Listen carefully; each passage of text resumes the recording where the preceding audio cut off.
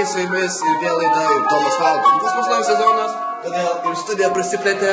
Norėčiau jums paaiškinti naujus dalykus, kas vyks būtent šiandien, nes šiandien bus karšta. Nors ir praėjo nemažai laiko nuo paskutinį kartą, kai matėmės, bet tai nereiškia, kad jūs pamiršau. Tikrai nepamiršau. Norėčiau supažindinti su naujovėmis, kurias mes turime, taip kad skanaus. Su manimi, kaip ir paskutinį kartą, yra nuostabioji asistentė, nuostabioji kambariokė. Kristina.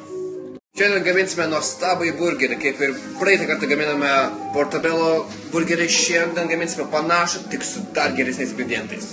Taigi šiandien mums tikrai nereikės šitų skarbonkių. Ko mums reikės? Bandelių, reikės grybų, baklažano, mocarelos, paprikos ir užpilti visko padažu. Taigi, kol užkaičiau dujinę ir supjaušiau nuostabiai baklažanus, pažiūrėkit, savo asistentei liepiau supjausti papriką, lygiai...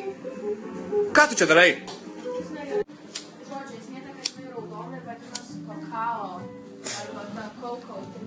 Ir jinai man labiausiai patiko tokia reali.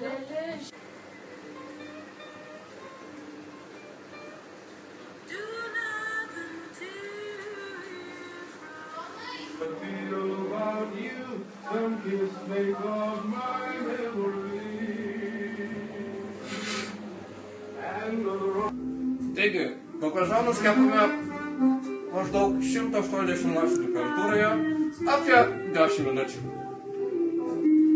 Mozzarella kepsime keptuvėje, porą minučių, ne per ilgiausiai, pavarstysime įvairiais prieskoniais, kad būtų labai spicy.